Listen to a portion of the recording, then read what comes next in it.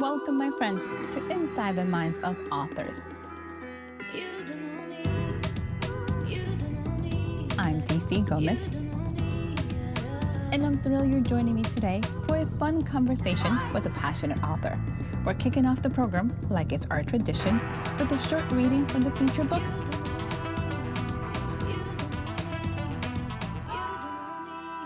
I hope you guys enjoy it. Let's get started.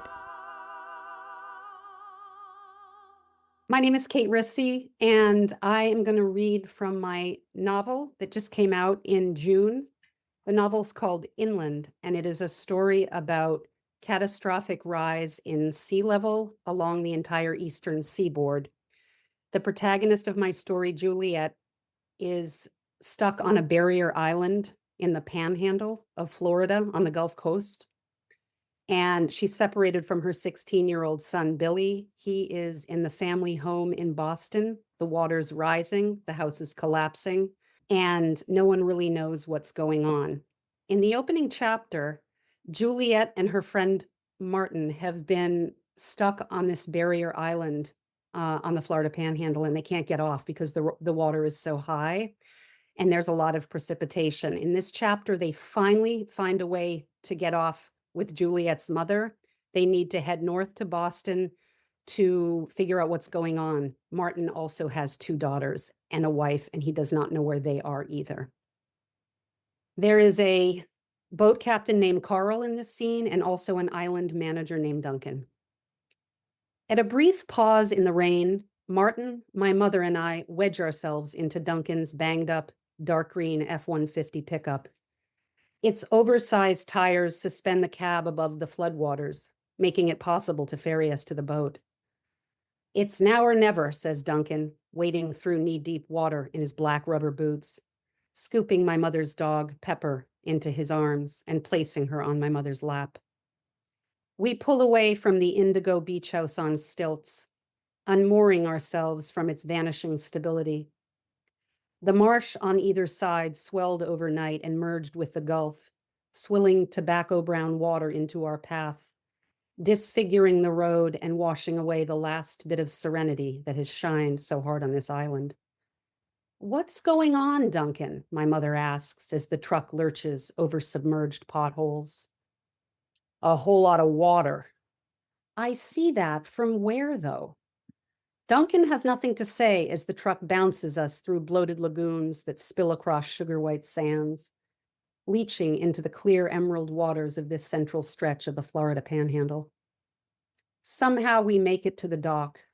We get out of the truck with skepticism. Even Pepper makes a few false starts. My mother walks over saturated gravel, steps cautiously onto sodden, slippery wooden boards at the water's edge, and looks down at the roiling harbor that spits at her gray rain boots. With her hands on her hips, she pauses and turns toward the truck.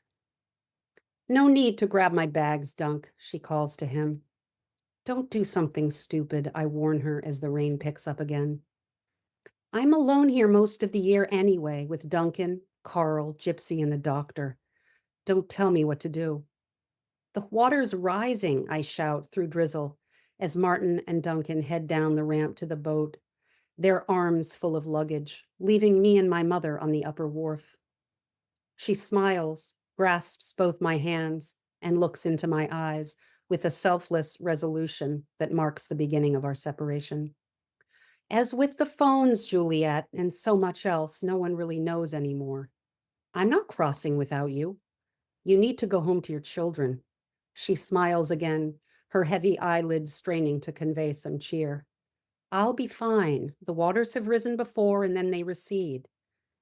"This is different," I protest, my voice rising like an irritable adolescent, while Martin watches us from the flooded docks, sinking into the swollen bay that's somehow supposed to collaborate with Carl's boat and get us over to the mainland. "This is madness. I'm not leaving you." My mother's bemused laugh, her sudden joy under the circumstances, paralyzes me.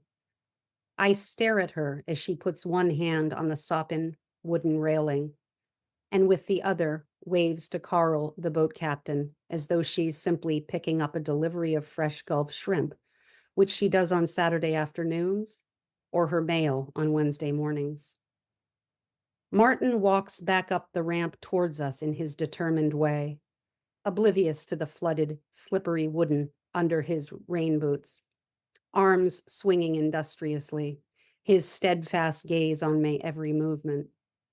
His drenched brown curls, usually cropped, have grown unruly from days of uncertainty on this island he fled to on a whim.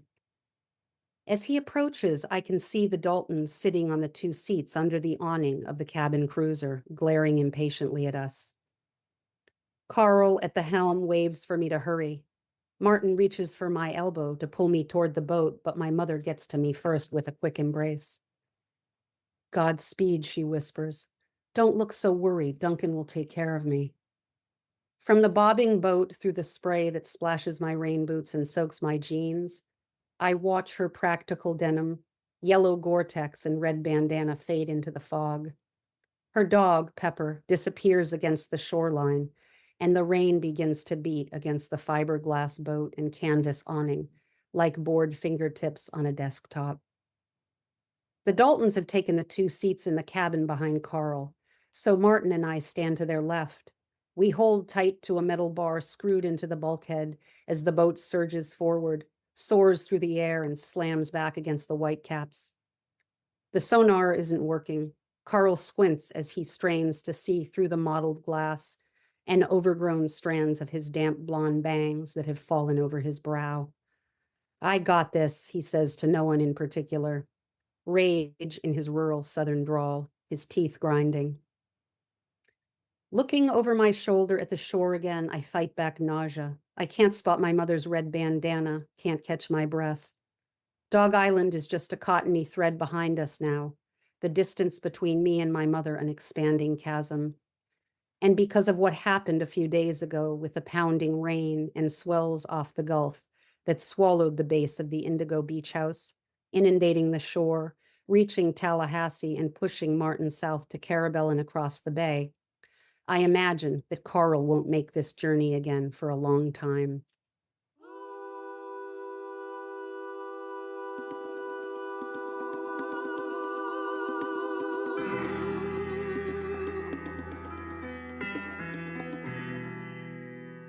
Hi, everyone, and welcome back to Inside the Minds of Authors. I'm so excited you guys are joining us today.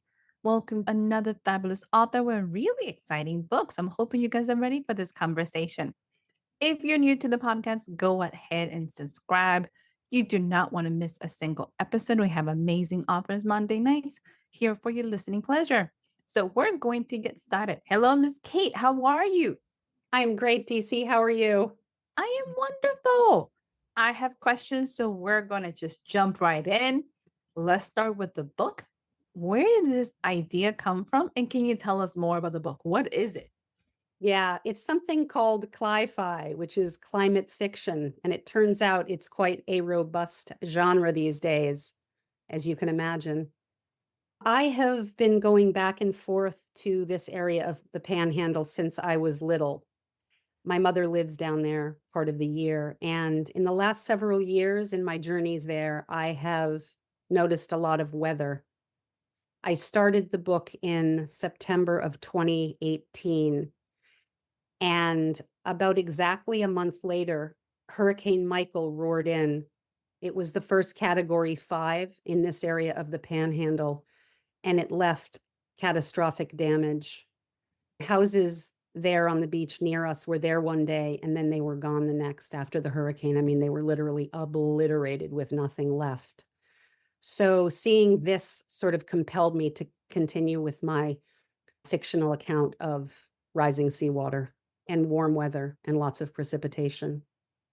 So you've been working on this book or idea for a while. How long did it take you to put the book together?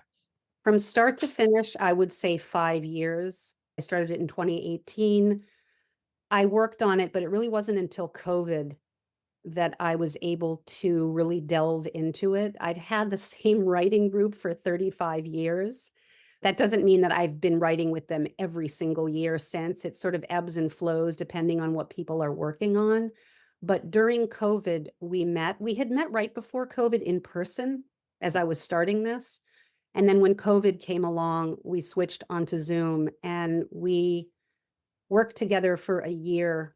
I'd say we met about every 2 weeks. There's a wonderful writer, editor, friend, philosopher who runs this class, and it was amazing. The support was incredible, and we also were able to meet very early on in COVID in person after testing and quarantining way before vaccines, and that was really energizing and motivating for writing the book. We spent, I don't know, a good 7 to 10 days together in a way during COVID I hadn't done with anybody. We ripped off our masks and we all embraced, and it was just incredible. It's such an amazing part of a journey that many authors don't get. That is such a blessing because most of the times we're sitting in our own little caves, writing by ourselves and hoping to God that somebody can resonate with his books. So to have a team come together, that is like the ideal mastermind. So congratulations on that. Thank you. Yeah, it is really quite incredible, and just to have that history for so long, both personal and social, and also we know the different works we've been writing and working on, whether or not they're anything that's seen the light of publishing or not. It's a really For incredible relationship. Yeah. it's beautiful. Congratulations. I love it. For the book, as you transition into this story that is terrifying since my family's still in the East Coast, I'm like, oh my God, this could happen. How did you develop this book and what was your main theme behind it? Yeah, I guess I would say I was reaching for 2 pretty existential themes. I always call it like the maternal angst that I've been feeling. So one of them is climate change, and that is manifesting itself in the flooding. The other weather, as I said, warmth, a lot of precipitation. And there's also a subplot to this story which involves a banned iPhone. In this fictional world I've created, the iPhone has recently been banned due to a toxic rare metal that makes people ill, including children. And so there is quite a lot throughout the novel. The novel starts with, as you just heard, Juliet getting off the island with her friend Martin and driving along the entire eastern seaboard through floodwaters, through communities kind of in early stage collapse. Her son has illicitly kept his iPhone with her help. So she's been complicit in allowing her 16-year-old not to hand this in and have to rebate it like most other kids have done. So throughout the journey, they're trying to text back and forth, but the cell tower infrastructure is also collapsing. So this device that's supposed to be efficient, the great communicator, easy messages back and forth, sort of fails miserably and causes a lot more misunderstandings than they hope for during their journey. You have touched on one of those points right now because I think recently I was going somewhere and I was like, oh my God, where's my phone? What am I going to do? And I'm still at the age that I'm old enough to say, I remember when we left the house and nobody thought about it. Like, I remember the stages when you just got on the road and be like, "Ah, I'll get back whenever I get back." How did you tap into that? Yeah, that's a really good point. I've really been thinking a lot about it lately, and obviously I did. I have 2 young adults, daughters, and I kind of feel sometimes like we were all experimented on because they were one of the first generations to really have it there all the time. They went to a public school in the town where I went to public school, and I was able to really, like you said, sort of compare life before the iPhone for adolescents and life afterwards, and I don't know, it just really impacted me, and now I'm paying attention to things like the Surgeon General who just said that social media should have a warning on it like cigarettes do. In my novel, there's one point where the narrator, the mother, Juliet, she wonders why public schools and health department and town officials haven't gotten together to do something a little more proactive, for example. And I do hear a lot of communities talk about this right now. In fact, a friend of mine who has a son who's younger said that some people in the school are now saying, let's just get them out of the school. Like, do you really have to have a cell phone in seventh grade? Like, is it really that important for a mom to have to call between the hours of 8 and 2? Like, There are nurses in the schools, like, there's health professionals, mental health, physical health professionals in the schools. Like, do you really have to have them between the hours of 8 and 2? Why not just have a locker and the kids tuck them into the locker when they get there? I don't know, maybe I'm being simplistic, but I think it's an interesting idea that seems to be coming up in some of the school systems I've heard about. I think we're coming back to full circles because schools have phones. And when we were small and young, if something happened, your parents called the school and the school tracked you down and vice versa. So the kids having to call the parents during the day, by the way, parents are working. Why are you calling your parent while they're working? Has become a little bit more delusional to some extent. Like, who are your kids really calling? Because they're not calling you at work. So they're Right. calling each other while they're supposed to be in class. So there's a whole bunch of those conversations that need to be had that I think eventually are going to come back around. I think it's a pendulum, like we go from one extreme to the other.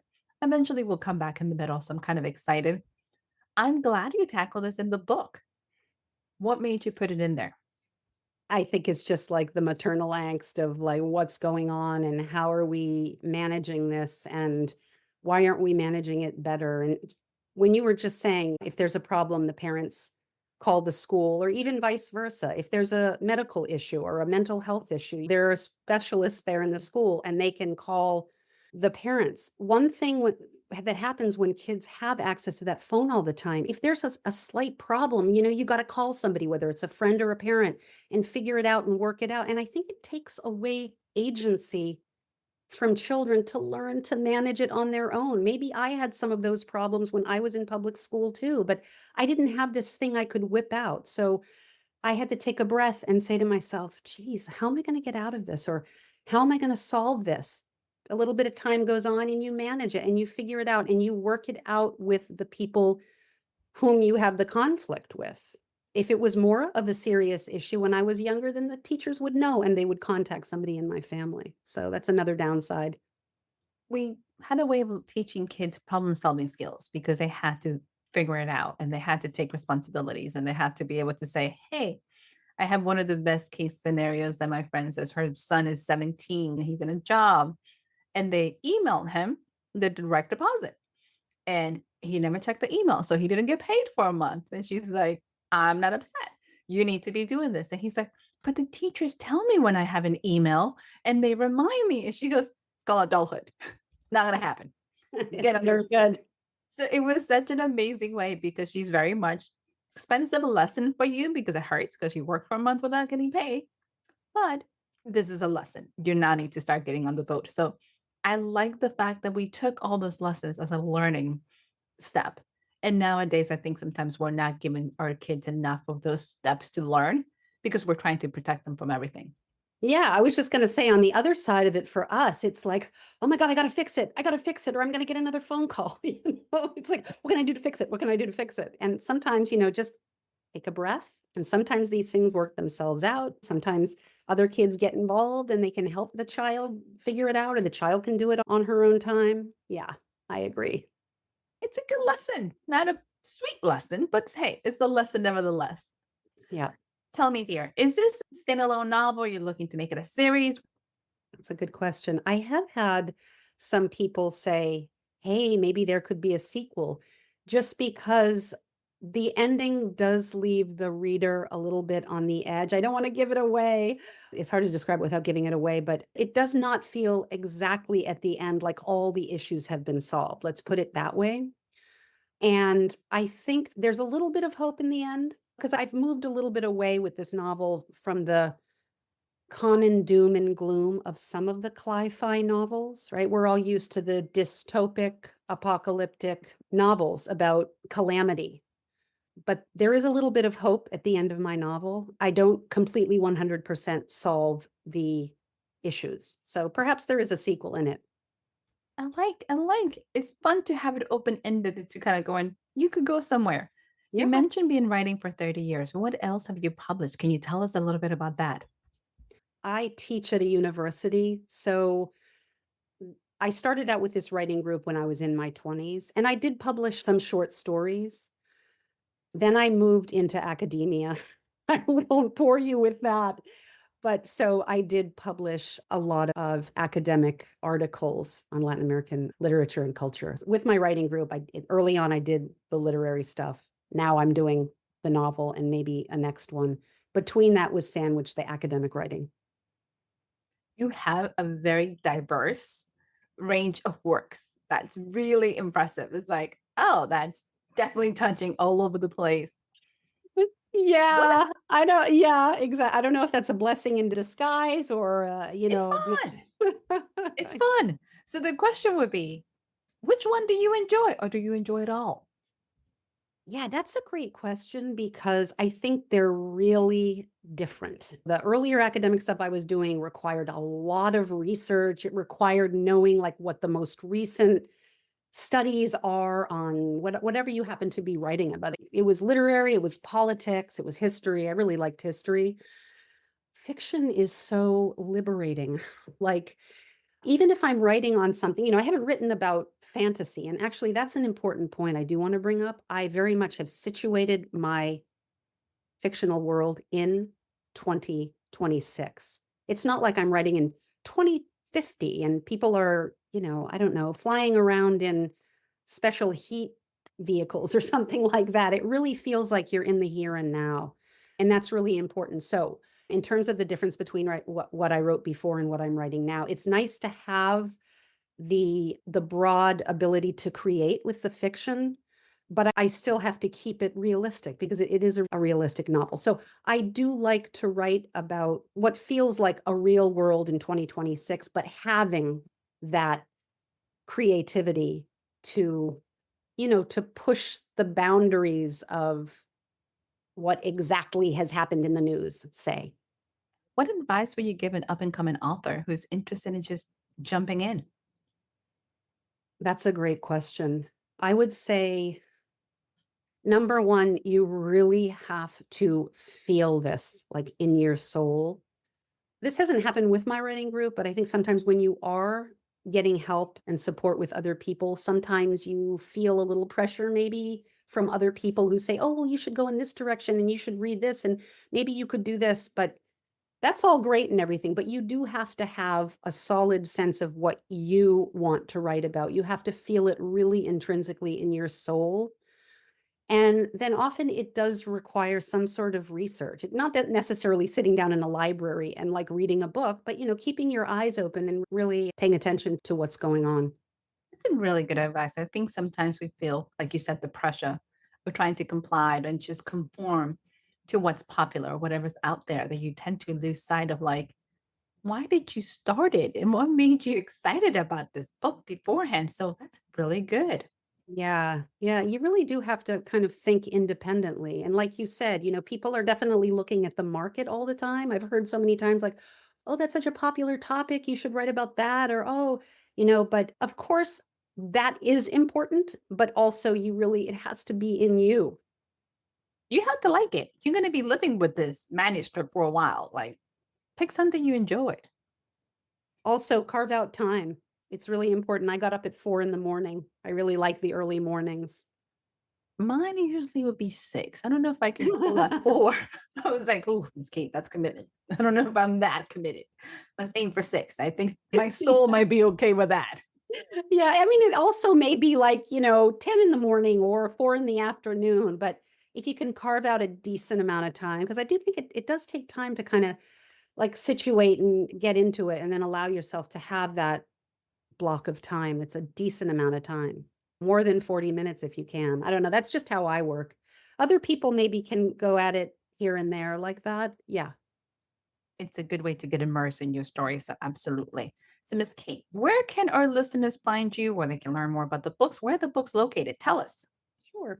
They are offered on most platforms, and you can also order it through 12 Willows Press, and that's 12 like the number 12, not 12 spelled out. There is a paper copy of it, there is an ebook, and also there's an audio book, which is read by Rachel Fulganati, and that's available everywhere as well, the audiobook. I have also a website. I'd like to mention that if that's okay. Yeah, Kate Risse, KATERISSE.com. I'm glad because I was going to ask you. So yes, I'm glad you started. Perfect. Miss Kate, before you leave us, are you ready for the lightning round? Oh boy. Yeah. Easy peasy. Don't think too hard on these. Okay. Let's see how you do. Candlelight dinner or restaurant? I love candles, candlelight dinner. Nice. Fruits or vegetables? I guess I'll go with veggies. I just love those zucchinis. Oh, and I love those cucumbers. Yep. I'm impressed. Okay. Pirate or knight? I live with a pirate. I'll go with that. Awesome. Early bird or night owl? I think I know this one. You know the answer, super early. Yeah, Oh, early to bed, yes. early to rise. Okay, here's a little different. I'm going to see how you do with this one. If your life had a theme song, what would it be? Without a doubt, an Appalachian fiddle tune from 1890 Okay, why? Because that's very specific. I'm like, wow. because I play the fiddle and I absolutely love that music. It's unplugged. It's so heartfelt. It can be so happy and it can be so dark. And I love playing the fiddle. I play with a fiddle group. It's really the only music I listen to. I'll go to a dark, Cambridge, Massachusetts cafe bar and I'll hear a live fiddle tune. Fiddle, cello, mandolin. That's me. Miss Kate, there's so many layers to you. I'm like, did not see that coming. I'm like, what? That was not what I was prepared for. I don't know what that question was supposed to lead, but I was not prepared. I'm like, what just happened? Okay. That's a whole different conversation. So when your next book comes out, we just need to dive into that. Just kind of stumble upon the music conversation as well. I'm in. But it's been such a pleasure having you. Definitely want you back on this show when your next books. We want to hear the journey, the story, where you're going. Any closing remarks for us? World peace. Amen to that. And have an amazing day to our Thank you listeners. so much, DC. I really appreciate it. It's been a pleasure. It has been a pleasure having you. Thank you so much to our listener. Go check out the fabulous Miss Kate. Check out the book.